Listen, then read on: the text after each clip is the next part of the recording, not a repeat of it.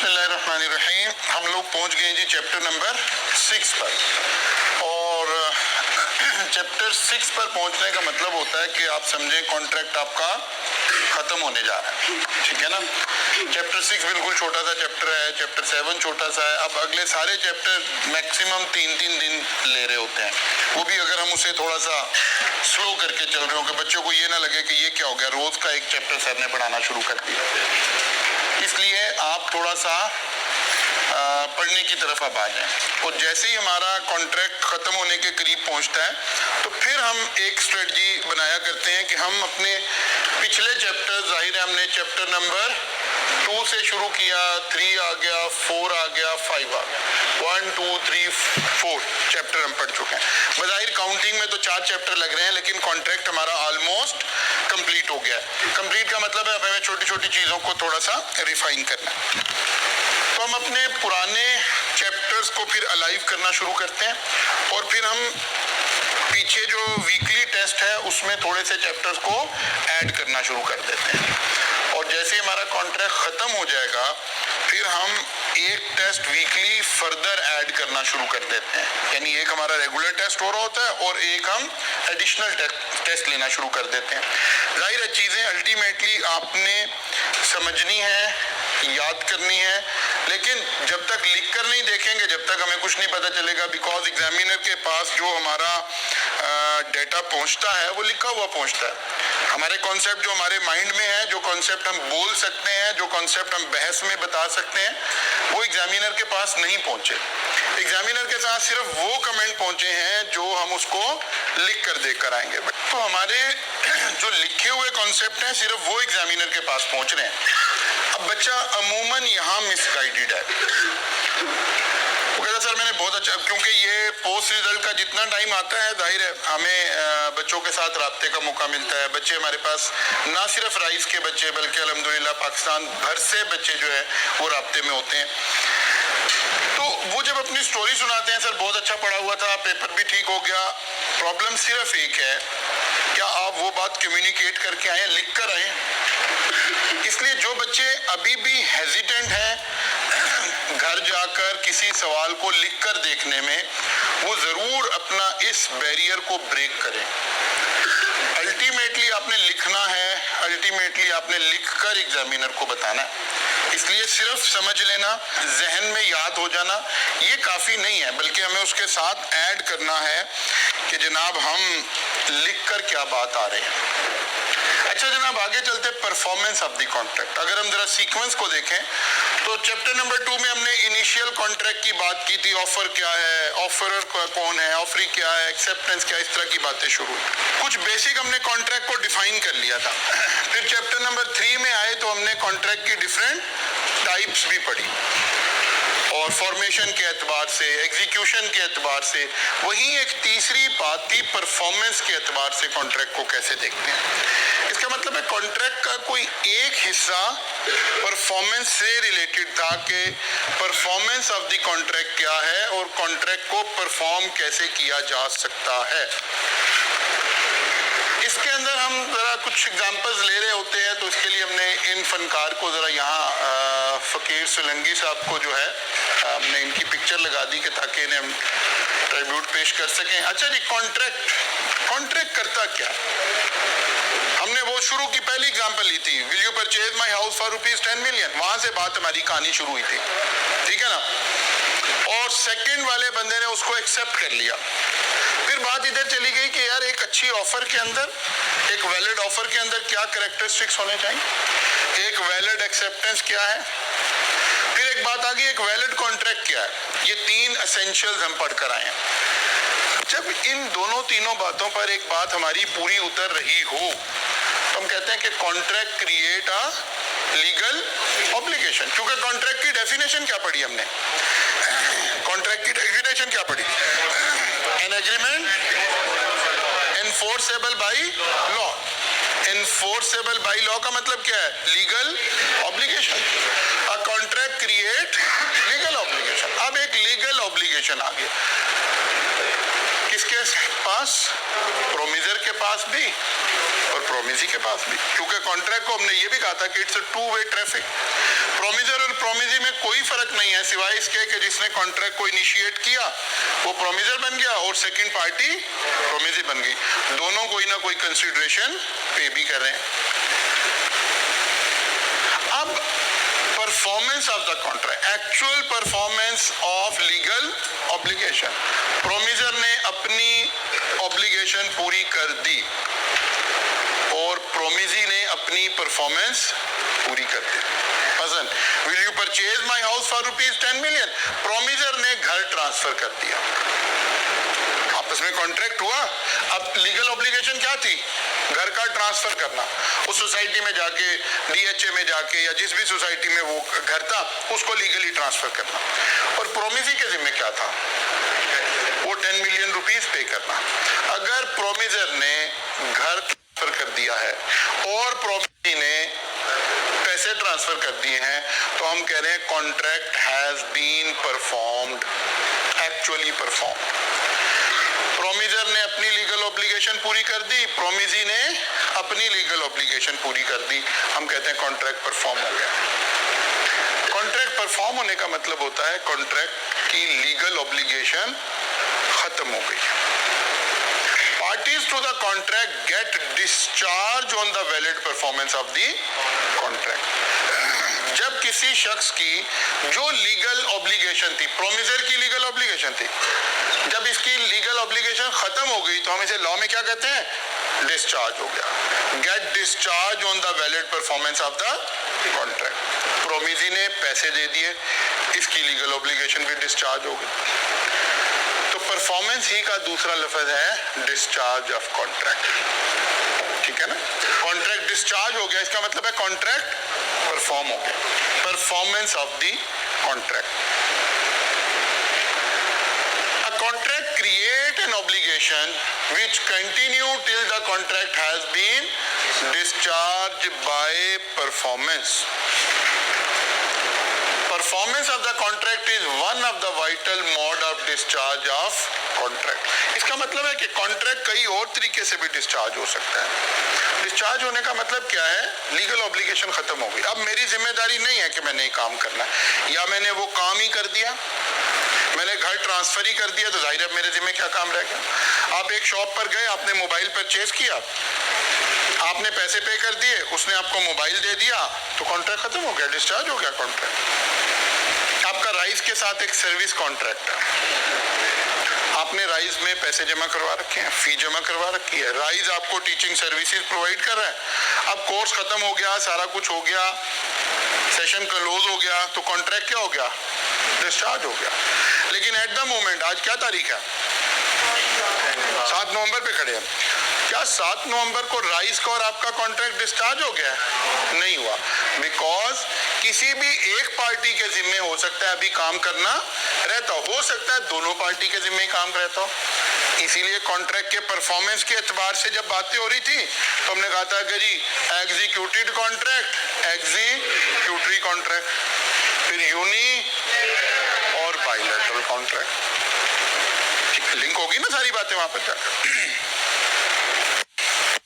लेकिन खैर वाफियत रखे, कोई तकरीबन चले आप हमारे मार्च में एग्जाम होते हैं ना, चले हम कहते हैं यार मार्च तक भी एक लीगल ऑब्लिगेशन है ना हमारी, कि यार एक बच्चा कोई सवाल पूछ रहा है, वो कोई कॉल कर रहा है, कोई भी चीज हो रही है, कोई फाइनल मॉक हो रहा है, हम कहते हैं जी आपका पेपर किस तारीख को है बीलॉ का? 3 या 4 पे बैठे हैं अभी आप, एग्जैक्ट डेट क्यों नहीं पता हमें सबको? आने की जरूरत ही नहीं है, डेट शीट फिक्स है, डेट शीट फिक्स है, और फर्स्ट मंडे ऑफ द जो वो होगा मार्च, वो आपका पेपर वहां से स्टार्ट हो रहे होंगे। पेपर स्टार्ट किस सीक्वेंस में होते हैं, तो ऐसे मतलब उसमें तो कुछ देखने की जरूरत ही नहीं। चले हम ऐसे ही आपकी बात को 5 मार्च को आप पेपर देकर निकले, ठीक है, now contract has been discharge. 4 March तक भी एक ऑब्लिगेशन है ना टीचर के जिम्मे, यार अगर बच्चे को कोई प्रॉब्लम है, कुछ पूछना चाह रहा है, कोई कॉल कर रहा है, कोई व्हाट्सएप ग्रुप में पूछ रहा है, लेकिन now the contract has been discharge. अब कोई ऑब्लिगेशन नहीं है ना आपके ऊपर ना हमारे ऊपर। कॉन्ट्रैक्ट को डिस्चार्ज करने की एक बड़ा जरिया क्या है? परफॉर्मेंस। अच्छा, party to a contract contract must either perform or offer to perform their respective promises unless such performance is dispensed with or excused under the provision of Contract Act or any other law. इसका तो 3 तरीके तो उसने यहीं लिख दिए contract को perform करने के। नंबर 1, पार्टीज क्या करे, परफॉर्म करते हैं। आप अपने हिस्से का काम करते हैं, मैं अपने हिस्से का काम करता हूँ। आपने मोबाइल वाले को पैसे पे कर दिए, मोबाइल वाले ने आपको मोबाइल दे दिया। आपने जिससे बाइक खरीदी थी आपने उसे पैसे पे कर दिए, उसने आपको बाइक डिलीवर भी कर दी और आपके नाम ट्रांसफर भी कर दी। जाहिर है डिपेंड करेगा ना कि किस तरह की चीज के बारे में कॉन्ट्रैक्ट हो रहा है। अगर उसने बाइक आपको डिलीवर कर दी, अभी ट्रांसफर नहीं हुआ है, तो कॉन्ट्रैक्ट डिस्चार्ज नहीं हुआ है। इसी तरह प्लॉट में हमने पैसे दे दिए हैं, लेकिन अगर अभी उसने रजिस्ट्रेशन अथॉरिटी में जाके वो हमारे नाम ट्रांसफर नहीं किया है, तो फिर अभी कॉन्ट्रैक्ट डिस्चार्ज नहीं हुआ। जब कंप्लीट ऑब्लिगेशन, अब नेचर ऑफ द ट्रांजैक्शन पर फर्क है। मोबाइल खरीद रहे हैं तो उसमें कोई डॉक्यूमेंट ऐसा नहीं है जिससे आपके नाम ट्रांसफर भी होना है, कोई रजिस्ट्रेशन अथॉरिटी ने आना है, कोई किसी ने नहीं आना, बस आपने पैसे दिए, मोबाइल आपके हाथ में आया, खत्म हो गई। आप शर्ट खरीदने गए, आपने पैसे दिए, शर्ट आपके हाथ में आई, कॉन्ट्रैक्ट डिस्चार्ज हो गया। लेकिन प्लॉट ऐसे नहीं खरीदा जाएगा, गाड़ी ऐसे नहीं खरीदी जाएगी, ठीक है ना। तो वो डिपेंड भी करेगा कि नेचर ऑफ द कॉन्ट्रैक्ट क्या है, उसकी परफॉर्मेंस किस तरह से वो परफॉर्म कर दिया जाए। दूसरा तरीका क्या हो सकता है, offer to perform their respective promises. ये एक नई बात आज आप सीखेंगे इस क्लास में। और तीसरी बात है कि अगर लॉ किसी वजह से कॉन्ट्रैक्ट को क्या कर दे, डिस्पेंस कर दे, खत्म कर दे, वॉइड कर दे। जैसे कोविड के अंदर हुआ कि लोगों ने कॉन्ट्रैक्ट कर रखे थे कि भाई ये इवेंट इस तारीख के लिए बुक है, हमारा इवेंट, ये हॉल बुक है, ये 50,000 रुपये आपके पास एडवांस पड़ा हुआ है। गवर्नमेंट ने बैन लगा दिया कि नहीं भाई इवेंट नहीं हो सकते, तो कॉन्ट्रैक्ट क्या हो गए, डिस्चार्ज हो गए, डिस्पेंस्ड हो गए। तो 3 तरीके तो यहीं लिखे हुए हैं इस लाइन के अंदर ही कॉन्ट्रैक्ट को परफॉर्म करने का। जब कॉन्ट्रैक्ट खत्म हो जाता है, परफॉर्म हो जाता है। परफॉर्म का मतलब ये नहीं है कि एक्चुअली परफॉर्म हो जाए, इसका मतलब है हमारी ये जो लीगल ऑब्लिगेशन है ना, ये खत्म हो जाए। Party to the contract get discharge on the valid performance of the contract. मेरी लीगल लाइबिलिटी खत्म हो गई। ये 3 तरीके से खत्म हो सकते हैं। एक तो मैंने वो काम ही कर दिया जिसकी मेरे ऊपर लाइबिलिटी थी, ये तो सबसे बेहतरीन तरीका हो गया। सबसे ज्यादा कॉन्ट्रैक्ट को डिस्चार्ज करने वाला तरीका यही होगा। नंबर 2, हम एक दूसरी बात पढ़ रहे हैं, ऑफर टू परफॉर्म। अभी मैं इसको डिस्कस नहीं कर रहा, अभी आगे चलते हैं तो डिस्कस करते हैं। नंबर 3, लॉ ने कोई पाबंदी लगा दी। अब लॉ ने पाबंदी लगा दी, जो शादी हॉल वाला था, क्या उसने अभी भी आपको फंक्शन प्रोवाइड करना है? नो। तो कॉन्ट्रैक्ट क्या हो गया हुआ है, डिस्चार्ज हो गया है। कॉन्ट्रैक्ट क्या हो गया हुआ है, परफॉर्म हो गया हुआ है। बात समझ आ रही है? अच्छा जनाब, valid performance of a contract. वो कहते हैं कॉन्ट्रैक्ट को परफॉर्म करने के 2 तरीके हैं। एक एक्चुअल परफॉर्मेंस, पार्टीज ने अपनी अपनी ऑब्लिगेशन कंप्लीट कर ली, प्रोमिजर ने अपना काम कर दिया, प्रोमिजी ने अपना परफॉर्म कर दिया। प्रोमिजर एक्चुअली परफॉर्म द कॉन्ट्रैक्ट, उसने घर ट्रांसफर कर दिया, प्रोमिजी ने पेमेंट कर दिया, कॉन्ट्रैक्ट क्या होगा, डिस्चार्ज होगा। आपने मोबाइल वाले को पैसे दे दिए, उसने मोबाइल आपको दे दिया, अपने लैपटॉप वाले को पैसे दे दिए, उसने लैपटॉप आपको ट्रांसफर कर दिया, दे दिया, कॉन्ट्रैक्ट इज एक्चुअली परफॉर्म। एक लफ्ज हम इस्तेमाल करें, attempted performance. Promisor offer to perform, promisor offer to perform. Promisor कह रहा है भाई मैं परफॉर्मेंस करने जा रहा हूं, but promisee did not accept his performance. अभी हम इसको एक्सप्लेन करने लगे। बड़ा अजीब सा एक लॉ का कॉन्सेप्ट आने लगा है। लॉ कहता है कॉन्ट्रैक्ट ये भी discharge, need not perform his obligation, can not sue promisor for non performance. इसके ऊपर भी बात, आज का लेक्चर हमने इसी पर ही मारा। Now what is actual performance versus attempted पर, एक्चुअल परफॉर्मेंस की तो समझ आ रही है सीधी सीधी। When promiser has made performance in accordance with the term of the contract and it is accepted by the promisee, it is called an actual performance. दोनों parties ने अपना अपना काम कर दिया, दोनों पार्टीज ने परफॉर्मेंस को एक्सेप्ट कर लिया, कॉन्ट्रैक्ट एंड हो गया। Contract has been actually perform, contract has been actually, तो ये कौन सी कैटेगरी ऑफ द कॉन्ट्रैक्ट बन गई? एग्जीक्यूटेड कॉन्ट्रैक्ट बन गया। एग्जीक्यूटेड कॉन्ट्रैक्ट हमने कहा था जिसमें बोथ द पार्टीज ने अपनी अपनी ऑब्लिगेशन कंप्लीट कर लिया, ऐसी है। अटेम्प्टेड परफॉर्मेंस, अटेम्प्टेड परफॉर्मेंस का एक दूसरा नाम है दैट इज टेंडर। अच्छा, ये जो लफ्ज टेंडर है ना, ये लीगल में, लीगल लैंग्वेज में इसके कई सारे मीनिंग है, ठीक है ना। एक टेंडर तो हम यहाँ इस्तेमाल कर रहे हैं। अटेम्प्टेड परफॉर्मेंस का एक दूसरा नाम क्या है? टेंडर। एक टेंडर का लफ्ज हम एक आगे हमने पढ़ना है, बिल्स ऑफ एक्सचेंज, ठीक है ना। यही मैं वही जा रहा हूँ।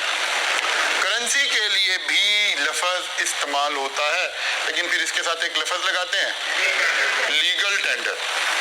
और ये वाकया तो आपने देखा है, अभी जो 75 रुपीज का नोट गवर्नमेंट ने जारी किया, उसके ऊपर एक शकूक व शुबात पैदा हो गए कि क्या ये करेंसी नोट सही भी है या बस एक यादगारी नोट है। क्या मैंने किसी से पेमेंट रिसीव करनी है, किसी को पेमेंट देनी है, अपने कॉलेज में फीस जमा करवानी है, आप 75 रुपीज के नोट लेकर आ गए, तो क्या ये करेंसी नोट वैलिड है कि नहीं है? तो स्टेट बैंक ने फिर एक वीडियो जारी की, शायद आप में से किसी बच्चे ने देखी भी हो, वजाहत जारी की। उसमें उन्होंने लफ्ज क्या इस्तेमाल किया? उन्होंने कहा it's a valid legal tender. Legal tender mean is a valid currency note, ठीक है ना। तो उन्होंने बताया कि नहीं यार, ये एक नॉर्मल नोट की तरह से है, ठीक है। अनयूजुअल आपको लग रहा है कि अभी नया नया आया, लेकिन किसी ने 2, 4, 5 लाख रुपए लेने देने हैं, वो 75 रुपीज के नोट से भी एक्सचेंज कर सकता है, कोई प्रॉब्लम नहीं है। तो लीगल टेंडर एक करेंसी के लिए भी लफ्ज इस्तेमाल होता है, और टेंडर एक वो उसके लिए भी, बिडिंग के लिए भी इस्तेमाल होता है ना। खैर, यहाँ टेंडर का मतलब क्या है? Attempted perform. When the promiser has made an offer to perform, but the offer of performance of promiser is not accepted by promisee, it is called an attempted performance. Attempted performance is also known as tender. Legal tender नहीं, only tender. Legal tender होगा तो currency की तरफ बात चली जाए। कहते हैं अगर प्रोमिजर ने अपने हिस्से का काम किया और प्रोमिसी को ऑफर किया, यार आपकी चीजें तैयार है, आके ले जाओ, बट प्रोमिसी लेने नहीं आता, ठीक है, कुछ शराइत लगाने लगे हैं। वैलिडिटी तो हर चीज में डालनी पड़ती है ना। What are the essentials of valid offer, what are the essentials of valid acceptance, what are the essentials of valid contract. तो इसी तरह हमें पढ़ना पड़ेगा what are the essentials of valid tender. अगर टेंडर एक खास तरीके से कर दिया जाए तो लॉ कहता है कि भाई सामने वाले ने अपना काम कर दिया है, अब लीगल ऑब्लिगेशन कोई नहीं है। आपको काम पसंद आ रहा है ले लें, नहीं पसंद आ रहा तो ना लें। Contract need not to be performed again. दोबारा काम करके देने की जरूरत नहीं है। इसीलिए तो हम पिक्चर यूज कर रहे थे कि जनाब सोलंकी साहब को आपने कोई एक तस्वीर बनाने के लिए दी, उन्होंने अपनी तरफ से एक बेहतरीन तस्वीर तैयार कर दी, आप लेने के आपको पसंद नहीं, आपने कहा ये क्या कर दिया भाई, मुझे दोबारा बना के दें। यहाँ लॉ इंटरवीन कर रहा है कि क्या दोबारा बना के देनी है। आपने किसी को टेबल बनने के लिए दी, उसने बनाई, अब आप लेने गए हैं तो आपको पसंद ही नहीं आ रही, तो क्या वो दोबारा टेबल बना के दे? कब बनाकर दे और कब बनाकर ना दे, इस वाली बात को क्योंकि उसने अपने एतबार से कॉन्ट्रैक्ट को क्या कर दिया है, परफॉर्म कर दिया है। तो हमें पढ़ना देखना पड़ेगा what are the essentials of valid tender. Tender क्या कर रहा है? हमारी ऑब्लिगेशन को खत्म कर रहा है, लीगल ऑब्लिगेशन को खत्म कर रहा है। उस शख्स को लीगली दोबारा से परफॉर्म करने की जरूरत नहीं है। अच्छा जी, what are the essentials of valid tender? Number 1, unconditional. Tender is said to be unconditional when it is made in accordance with the term of the contract. आप एक टेबल वाले को टेबल बनना देकर आए, आपने 8 चेयर्स के साथ टेबल बननी दी। जब आप टेबल लेने गए, उसने टेबल बिल्कुल अच्छी बनाई हुई, सही बनाई हुई, लेकिन 6 चेयर वाली बनाई हुई है। टेबल का साइज उसने छोटा कर दिया। तो क्या ये भी वैलिड टेंडर है? क्या अब इसे दोबारा टेबल बना के देनी पड़ेगी कि नहीं देनी पड़ेगी? पड़ेगी, बिकॉज वैलिड टेंडर की पहली कंडीशन ही पूरी नहीं हो रही कि इसमें कोई कंडीशन नहीं होनी चाहिए थी। यानी tender is said to be unconditional when it is made in accordance with term of contract. आप टेबल बनने के, स्टील की कोई टेबल बनने के लिए देकर आए, आपका तय हुआ है कि आप 14 गेज का मटेरियल यूज करेंगे, उसने 16 गेज यूज कर दिया, अब तो दोबारा बना के देनी पड़ेगी, क्योंकि तो कंडीशन लगा दी उसने तो जो मैं ऑर्डर देकर आया था उसके मुताबिक बनाया ही नहीं। Number 2, proper time. Tender must be made at stipulated time or during business hours. Tender of goods or money before due date is also not a valid tender. वो कहते हैं जो बात तय हुई है ना, अगर टाइम तय हुआ है, यहाँ हम टाइम के ऊपर भी इस चैप्टर में थोड़ी गुफ्तगू करेंगे, इसमें और इससे अगले उसमें। Tender must be made at stipulated time.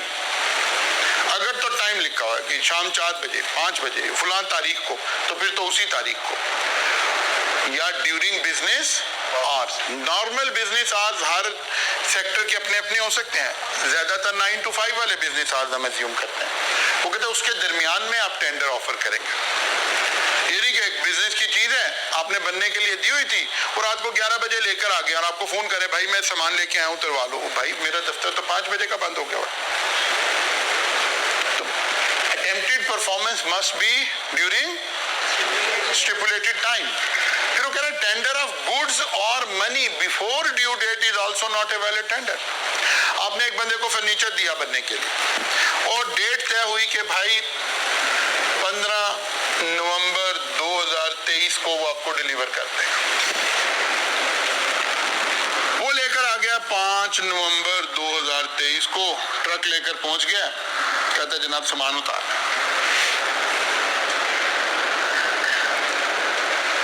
यार भाई मैंने आपको 15 तारीख को सोच समझ के दी थी, मेरा तो घर कंस्ट्रक्शन में चल रहा है, फिनिशिंग का काम हो रहा है, मैं यहाँ सामान उतार लूंगा तो सारा लेबर मेरी डिस्टर्ब हो जाएगी, मेरे पास जगह नहीं है इस वक्त, आप इसे वापस ले जाए। अब असल में यहाँ जो हम असल नुक्ता पढ़ रहे हैं, वापस ले जाए के बाद उसने दोबारा आना है कि नहीं आना, ये वाली अगर ये वैलिड ऑफ टेंडर है तो फिर उसने दोबारा नहीं आना, क्योंकि उसकी ऑब्लिगेशन खत्म हो जानी है। इसीलिए लॉ कह रहा है कि नहीं नहीं नहीं नहीं, जो गुड्स और सर्विसेज का, जो गुड्स और मनी, टेंडर ऑफ गुड्स और money before due date is also not a valid tender. 5 तारीख को this is not a valid tender, आप 5, हाँ आप 15 को आए हैं और अब मैं रिसीव नहीं कर रहा। अब एक है मैं बिजनेस रिलेशन में रिक्वेस्ट कर रहा हूँ आपसे कि यार देखो यार ये बड़े ऐसे खराब लोग हैं, इन्होंने तो मुझे कहा हुआ था 5 तारीख तक फिनिश हो जाएगा घर, लेकिन घर क्योंकि फिनिश नहीं हुआ, यार आपकी मेहरबानी है, आप अभी से 10 दिन अपने शोरूम पे और रख लें, चलो यार किराया मैं पे कर दूंगा भाई, कोई इस तरह जैसे इंसान बात करता है, दैट इज समथिंग एल्स। एक है लीगल स्टेटस, अगर वो सामान अपने मुकर्रर टाइम पर लेकर आया है और आप रिसीव नहीं कर रहे हैं और बाकी कंडीशन पूरी हो रही हो, तो फिर उसको सामान दोबारा लेकर आने की जरूरत नहीं है। लॉ की नजर में कॉन्ट्रैक्ट क्या हो गया है, परफॉर्म हो गया है, उसने अपनी ऑब्लिगेशन पूरी कर दी। उसकी ऑब्लिगेशन क्या थी, 15 तारीख को आपकी चीजें आपके मुताबिक तैयार कर कर आपकी बताए हुए टाइम आपकी बताई हुई प्लेस पर पहुंचा दें। वो भी करते हैं, बाद वाली बात भी करते हैं। अब अगर पहले आया तो फिर वापस आएगा, क्योंकि फिर तो वैलिड हुआ ही नहीं। प्रॉपर प्लेस, मैंने उसे कहा था कि यार DHA में चीजें पहुंचानी है मुझे, वो मेरे एग्जिस्टिंग घर पर लेकर आ गया, काम खराब हो गया। प्रॉपर प्लेस, फिर proper person, it must be made to the promisee और he is duly authorised agent. चीजें या मुझे प्रोमिसी मैं हूं, या मुझे होंगी, या मेरे ऑथराइज एजेंट होंगी। In case of several joint promisee, a tender made to one of them has the same legal consequence as tender to। अब तीन दोस्त इकट्ठे चले गए थे, कोई ऑफिस रन कर रहे हैं आप तीनों ऑफिस का फर्नीचर परचेज करना था, आप तीनों इकट्ठे चले गए, आप तीनों ने फर्नीचर वगैरह पसंद किया, फिर उसे कहा यार ये चीजें हमारी फुला जगह पर पहुंचा देना।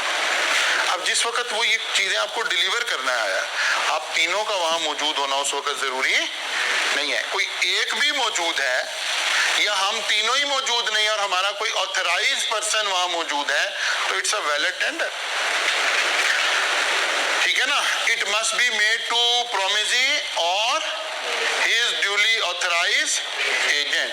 In case of several joint promisee, a tender made to one of them has same legal consequence as tender to all of them. बात समझ आइए। Reasonable opportunity. Promisee must have reasonable opportunity for examining the goods offered as are same as per term of contract। वो कहते हैं आपने एक table बनने दी थी, टेबल के ऊपर एक स्पेसिफिक गेज, ये जो हमारी लोहा होता है, इसकी क्वालिटी को, इसकी थिकनेस को मेजर करने का लफ्ज क्या इस्तेमाल करते हैं, गेज, ठीक है ना।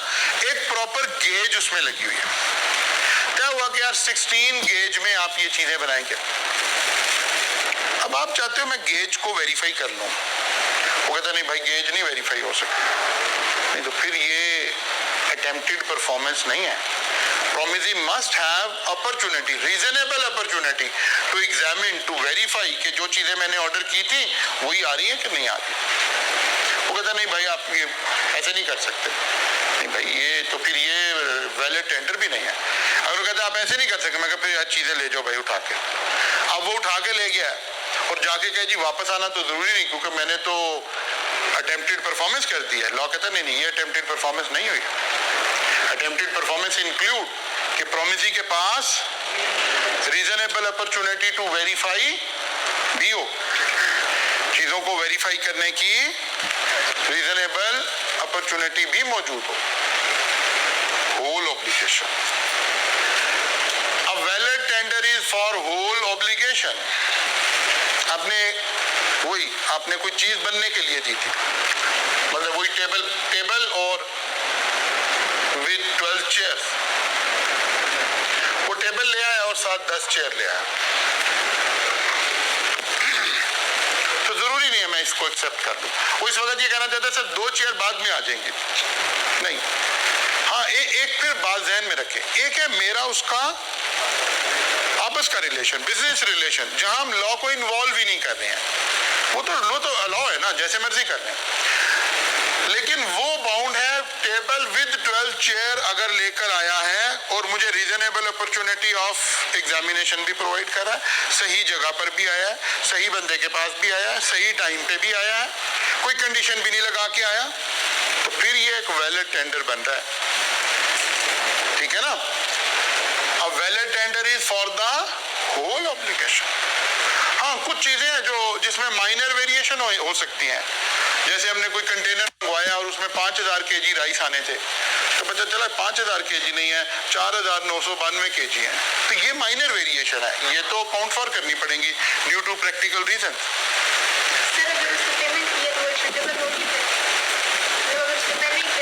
हाँ वो ठीक है, पेमेंट तो रिफंड हो जाएगी, अगर वो फ्रैक्शनल जो क्वांटिटी है उसमें रिफंड हो जाएगी। और बाद दफ़ा क्वांटिटी जब आप कभी अपनी उनके चीज़ें चेक करें जो कैन में और जो पैकिंग में आपके ऊपर आ रही है, वहाँ पहले लिखा होता है ±10% या ±10 ग्राम्स या कोई भी क्वांटिटी। आप सीमेंट की बोरी लेने जाएं, राइस का बैग परचेज करने जाएं, जो भी अच्छी कंपनी होगी उसमें वेरिएशन उसके ऊपर लिखी हुई हो, ठीक है ना, होल ऑब्लिगेशन। अच्छा, फिर आ गया fix amount and legal in case of tender of money. अब ये वाली 7वीं कंडीशन सिर्फ मनी के टेंडर के लिए है, जो पिछली 6 कंडीशन है वो सब पर अप्लाई हो रही है। In case of tender of money the amount must be fix and in legal tender. In legal tender का मतलब है सिक्का राइजुल वक्त, लिख लें उर्दू में ऐसे ही। इन लीगल टेंडर का मतलब है सिक्का राइजुल वक्त। ये ना आप पाकिस्तान में घर खरीदने आ रहे हैं, मैं घर ट्रांसफर करने लगा हूं, आपने मुझे पैसे देने थे, आप बिटकॉइन से मुझे पेमेंट करने की कोशिश कर रहे हैं। Bitcoin is not a legal tender in Pakistan.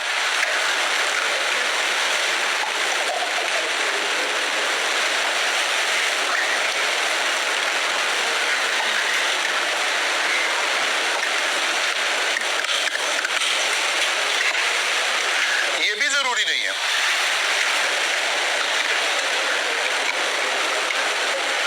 ये भी जरूरी नहीं है,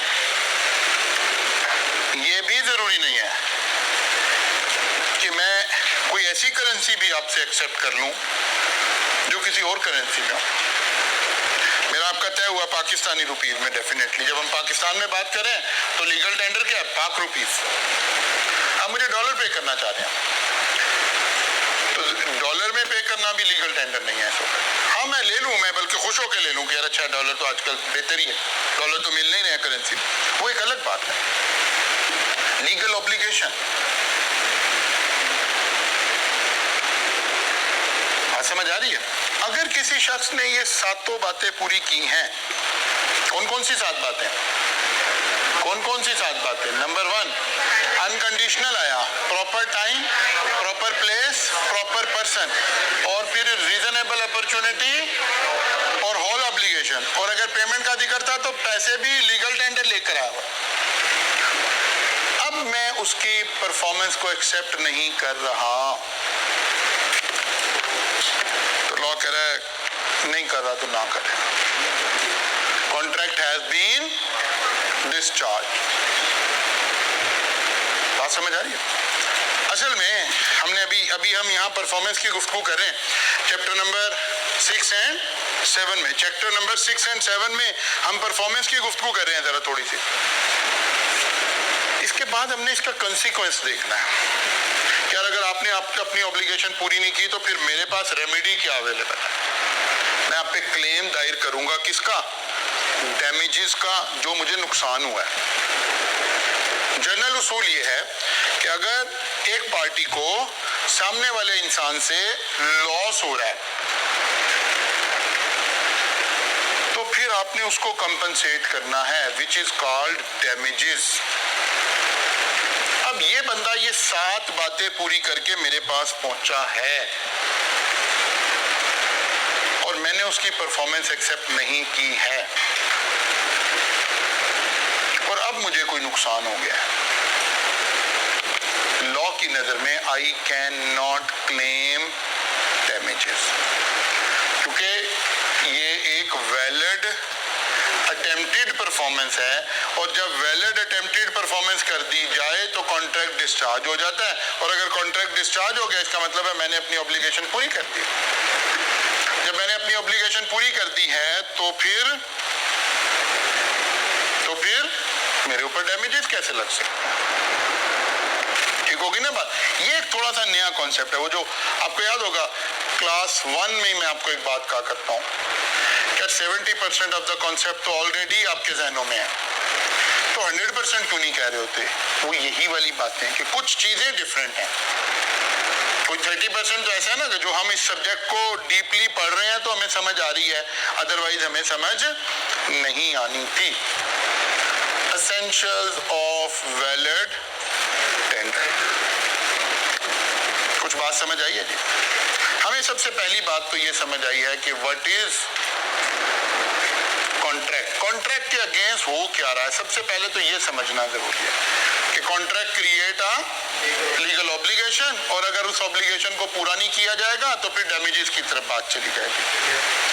अब इस लीगल ऑब्लिगेशन को पूरा करने के 3 तरीके हमें समझ आए। Number 1 actual performance, number 2 attempted performance, number 3 law ने इंटरवीन किया और उस कॉन्ट्रैक्ट को ही क्या करार दे दिया, वॉइड करा दे दिया।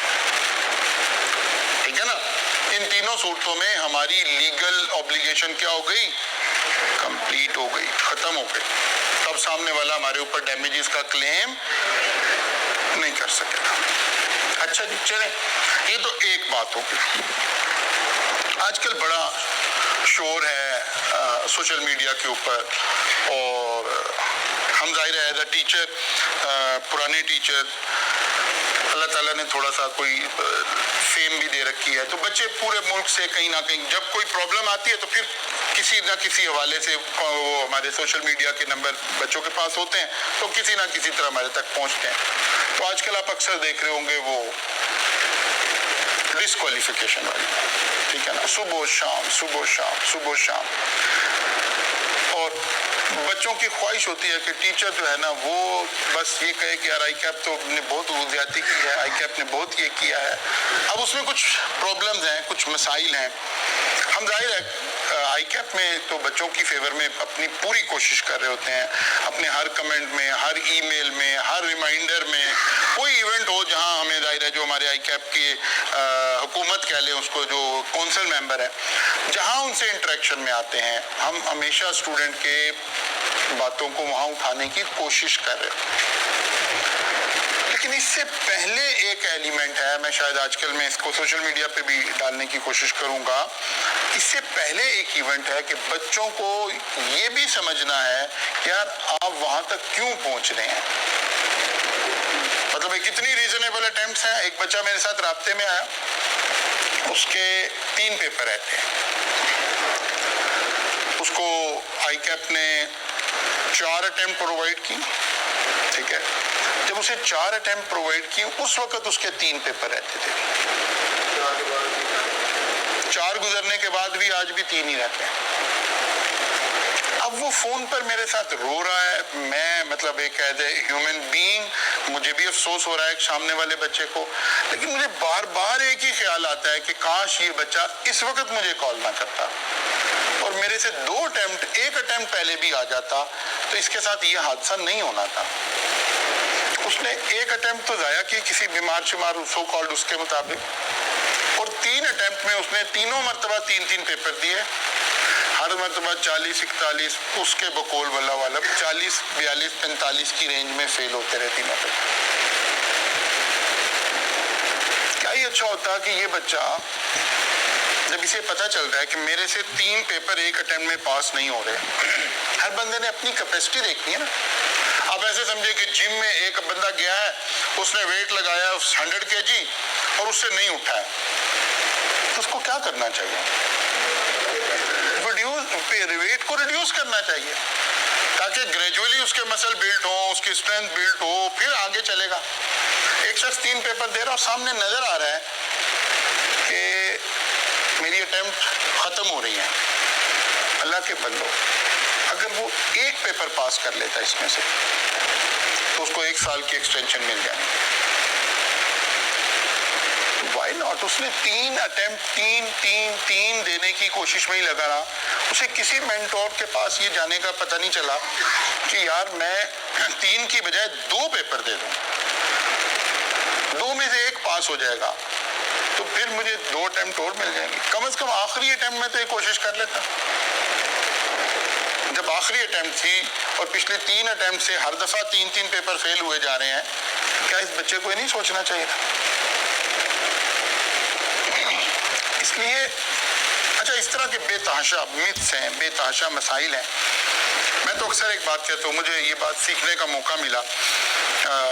जिंदगी की बहुत सारी चीज़ें इंसान हर वक्त सीख रहा होता है, कुछ पर्सनैलिटी की चीज़ें, कुछ ज़ात की चीज़ें ऐसी हैं जो पिछले 8-10 साल में मैंने भी अब सीखी हैं आपकी ज़िंदगी में। सारी ज़िंदगी ऐसे नहीं थी।